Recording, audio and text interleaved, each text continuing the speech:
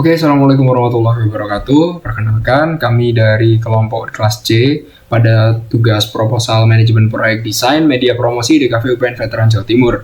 Kami beranggotakan 5 orang. Yang pertama dari saya sendiri, Muhammad Syadewa, NPM 101, ada Angga Alimajaya, NPM 088, Muhammad Akmal Mahfud, NPM 068, Abdullah Amar, NPM 119, Abrizam Angger, NPM 130. Proposal ini berlatar belakang dari menurunnya minat siswa kelas 3 SMA yang akan mendaftar ke DKV UPN Veteran Jawa Timur. Hal ini tergambar pada turunnya jumlah pendaftar pada tiap tahunnya. Nah, di sini kami ingin membuat sebuah inovasi melalui media promosi berupa video short yang nantinya akan diupload di sosial media DKV UPN Veteran Jawa Timur. Di sini harapannya adalah kita ingin bisa meningkatkan jumlah pendaftar dan juga menaikkan nama dan juga meng-highlight kualitas daripada DKV UPN Veteran Jawa Timur. Kami merasa kalau media ini sangat cocok diterapkan karena ini mengacu pada tren yang ada pada saat ini, yaitu short video yang diupload di sosial media seperti TikTok, YouTube maupun Instagram. Ada pula tujuan dan manfaat daripada kegiatan ini dilaksanakan, diantaranya yang pertama yaitu tujuan untuk meningkatkan jumlah pendaftar pada siswa kelas 3 SMA yang akan mendaftar di PTN agar mereka bisa mendaftar di DKV UPN Veteran Jawa Timur. Lalu hal ini juga bertujuan untuk menaikkan kualitas daripada prodi DKV UPN Veteran Jawa Timur dan juga meng-highlight mahasiswa-mahasiswa yang berprestasi, program studi yang menarik, dan juga kualitas-kualitas yang ada di DKV UPN Veteran Jawa Timur. Ada pula manfaatnya, yaitu jelas untuk bisa meng-highlight dan juga meningkatkan dan mempromosikan serta mengekspos ke dunia luar bahwasannya DKV UPN Veteran Jawa Timur itu memiliki kualitas yang tidak perlu diragukan lagi. Di sini kita juga menganalisa beberapa resiko. Ada sekitar 6 analisa resiko. Yang pertama adalah satu, kendala dengan narasumber. Jadi ada kemungkinan narasumber ini berhalangan hadir saat hari H. Kita sudah menyiapkan antisipasi, yaitu berupa penjadwalan, yang mana di penjadwalan ini nanti akan ada satu hari khusus di mana hari ini digunakan untuk antisipasi apabila narasumber berhalangan hadir. Lalu yang kedua, ada kendala pada proses editing, mungkin ada bug, mungkin ada lag atau semacamnya. Antisipasinya masih sama, di sini kita tetap menyediakan satu hari kosong di mana hari ini digunakan untuk berjaga-jaga dan antisipasi apabila terjadi sebuah kendala. Lalu yang ketiga, adanya kurangnya minatnya keterlibatan mahasiswa dan dosen. Hal ini bisa terjadi ya karena mungkin ada banyak kesibukan dan lain semacamnya. Di sini kita sudah mengantisipasi dengan kita memberikan berbagai macam benefit dan juga manfaat yang akan didapatkan, serta bisa meng-highlight dan mengekspos guna meningkatkan personal branding mereka. Lalu keempat, ada biaya dan ketersediaan alat. Saya rasa ini tidak terlalu beresiko karena jika kita mengacu pada tren yang ada pada saat ini yaitu short video, itu bisa dilakukan menggunakan device sederhana seperti handphone. Jadi saya rasa tidak memerlukan biaya yang cukup besar, akan tetapi mungkin kita perlu menyediakan sebuah tempat ya. Mungkin nanti kita bisa mengajukan peminjaman tempat yang ada di DKV UPN Veteran Jawa Timur karena kami merasa kalau tempat-tempat yang ada di DKV UPN Veteran Jawa Timur ini sudah sangat cukup untuk mensupport kegiatan ini. Lalu yang kelima, ada ketidakkonsistenan pesan dan juga branding yang disampaikan. Hal ini mungkin bisa terjadi karena adanya miskomunikasi. Untuk mengantisipasinya kita sudah menyiapkan TOR, yang mana nanti saat proses editing, proses syuting, dan juga berbagai macam proses, itu kita bisa tetap mengacu pada tema utama yang sudah ada. Lalu yang keenam adalah perubahan algoritma dan kebijakan sosial media. Hal ini bisa terjadi mungkin karena ada suatu pelanggaran yang dilakukan tanpa disengaja dan ini menyebabkan mungkin videonya di take down, mendapatkan hate comment dan lain semacamnya. Kita sudah mengantisipasi dengan cara kita mempelajari dulu apa algoritma yang sedang berlangsung sekarang dan apa kebijakan-kebijakan di sosial media yang ada sekarang. Kita memiliki konsep umum dan aktivitas ini dibagi menjadi 3 fase, yaitu praproduksi, produksi, dan juga publikasi. Semua konten yang disesuaikan ini akan ditujukan pada perilaku Gen Z. Format kontennya, yang pertama itu ada konten cerita di balik karya. Ini kontennya mendeskripsikan tentang mahasiswa, menceritakan soal prestasi dan juga karyanya. Nah, platform yang ditujukan adalah IG Reels dan juga TikTok. Yang kedua ada prestasi kami, yaitu menceritakan tentang mengikuti lomba, magang ataupun proyek, dan tujuan platformnya yaitu Source dan juga IG Reels. Nah, yang ketiga ini ada di Cafe 60 Detik Tour.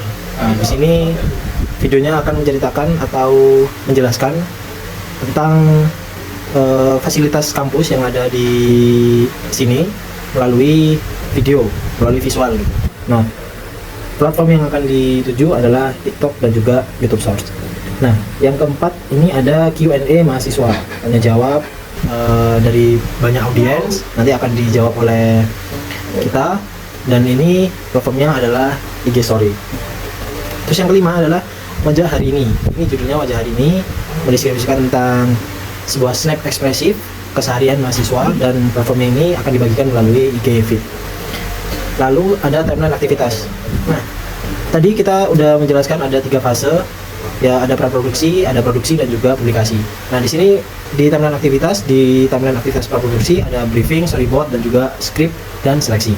Nah, waktu kira-kira yang dihabiskan yaitu 1-2 minggu untuk praproduksi. Terus yang kedua ada produksi, pengambilan gambar, dan juga dokumentasi.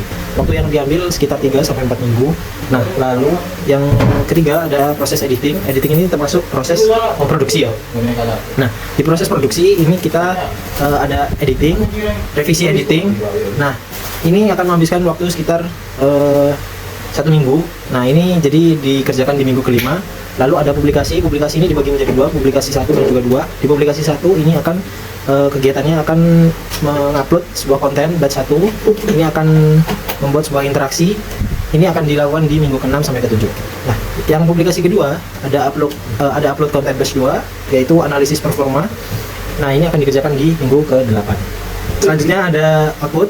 Nah, di sini output akan meliputi 6 konten utama dan juga 5 konten interaktif, dan ada engagement dan juga insight meningkat.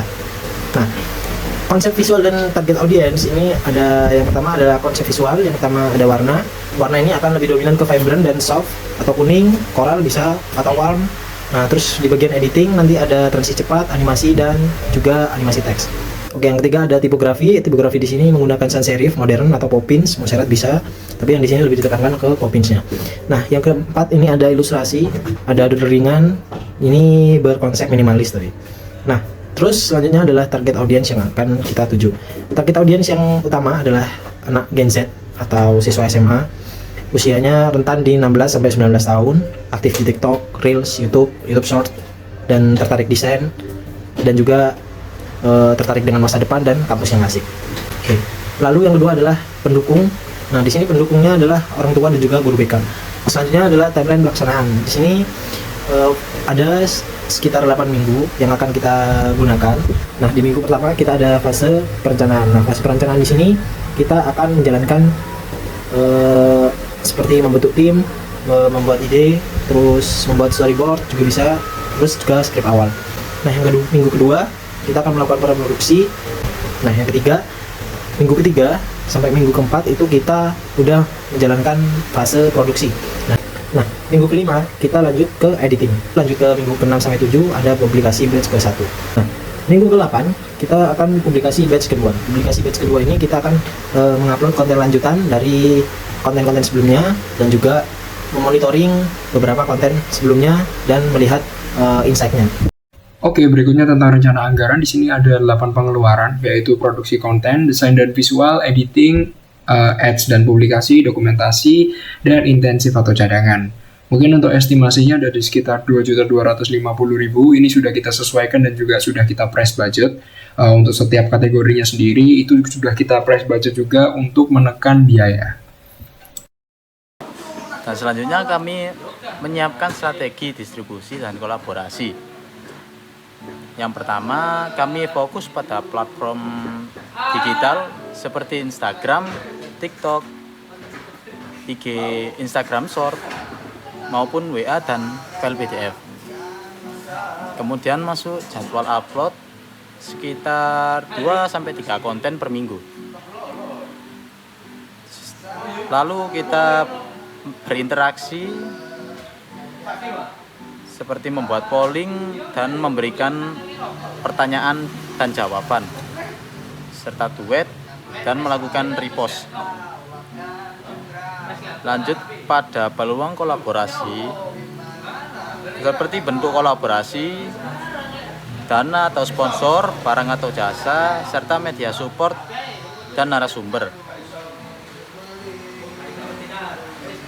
Selanjutnya, alasan investor tertarik karena kita berinteraksi langsung ke Gen Z, generasi Z ya, dan memberikan dukungan nyata pada pendidikan kreatif brand image progresif dan edukatif. Seperti itu kira-kira yang dapat kami sampaikan. Kami mohon maaf bila ada salah kata. Untuk penutupnya, promosi bukan hanya tentang informasi, tapi tentang menghidupkan cerita kampanye yang berjudul Wajah DKV UPN Veteran Jawa Timur. Adalah langkah strategis untuk menunjukkan bahwa di balik karya ada wajah-wajah muda penuh mimpi. Kami membuka pintu kolaborasi seluas-luasnya untuk mendukung masa depan pendidikan desain yang lebih inspiratif, strategis, dan membumi. Kita memiliki insight adalah Lalu untuk studi kelayakan proyek, di sini kita mengacu pada 5 kasus, yaitu yang pertama ada aspek pasar, kedua aspek teknis, ketiga aspek SDM, keempat aspek finansial, dan kelima aspek strategis. Yang pertama aspek pasar di sini mencakup dari tren konsumsi video pendek yang semakin tinggi, terutama di kalangan Gen Z, yang menjadi target utama dari promosi ini. Lalu berikutnya itu ada aspek teknis, di sini ya jelas ada fasilitas kampus dan juga alat yang memadai. Berikutnya aspek SDM di sini yaitu berupa mahasiswa, dosen DKV yang tentunya memiliki kemampuan juga dalam desain, storytelling, dan juga mungkin pemahaman tentang sosial media. Berikutnya ada aspek financial. Yang pertama ada biaya produksi video, yang ya biaya produksi video pendek ini jauh lebih hemat ya daripada video-video yang terlalu panjang gitu. Berikutnya ada aspek strategis, yang meningkatnya daya saing prodi dan reputasi kampus secara menyeluruh dalam bidang pendidikan kreatif. Studi kelayakan untuk waktu pra-produksi. Yang pertama kita akan brainstorming ide dan konsep video. Yang kedua, penyusunan skrip dan storyboard. Yang ketiga, kita akan pemilihan narasumber dan lokasi syuting. Yang keempat, kita akan persiapan alat dan jadwal. Untuk produksinya, yang pertama kita akan melaksanakan syuting video. Yang kedua, kita akan dokumentasi visual dan audio. Untuk pasca produksi, yang pertama kita akan editing video pendek maksimal 30 detik. Selanjutnya kita akan penyesuaian format untuk berbagai platform seperti Reels, Short, TikTok, dan revisi bersama tim kreatif dan pembimbing. Untuk distribusinya, kita akan upload video ke media sosial, interaksi dengan audiens, di komen polling atau Q&A. Pembagian peran yaitu Muhammad Syahdewa sebagai Creative Director, Angga Alimajaya sebagai Videographer, Muhammad Akmal sebagai Video Editor, Abrizam Angger sebagai Lighting Concept, kemudian Abdullah Amar sebagai Talent. Lalu kriteria keberhasilan yaitu studi kelayakan, yaitu yang pertama jumlah penonton mencapai angka tayangan di atas video kampus sebelumnya, kemudian peningkatan minat pendaftar yang terukur dari peningkatan jumlah interaksi calon mahasiswa selama masa promosi, kemudian peningkatan follower Instagram DKV UPN VJT sebesar minimal 10-15%, kemudian munculnya testimoni positif dari audiens, dosen, alumni, atau calon mahasiswa. Yang terakhir, tersusunnya laporan akhir performa konten dan insight sebagai bahan evaluasi prodi. Di bagian storyboard ini kita mengacu pada kegiatan sehari-hari yang cukup sederhana, yaitu dimulai dari siswa kelas 3 SMA ini bangun tidur, mengecek HP, dan saat dia scrolling dia menemukan highlight DKV UPN Veteran Jawa Timur. Lalu dia mulai tertarik dan dia coba berdiskusi dengan temannya.